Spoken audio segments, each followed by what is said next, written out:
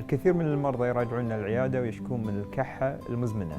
من أهم أسباب الكحة المزمنة أسباب متعلقة بأمراض الجهاز التنفسي مثل الربو والانسداد الرئوي المزمن وغيرها من الأسباب، وكذلك هناك أسباب متعلقة بأمراض الأنف والأذن والحنجرة مثل الارتجاع البلعومي الحنجري، وهو واحد من أهم أسباب الكحة المزمنة عند المرضى، يكون سببه ارتجاع الأحماض على الحنجرة والحبال الصوتية، وكذلك حساسية الأنف والتهاب الجيوب الأنفية.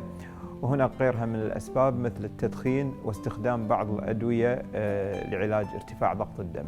وسلامتكم.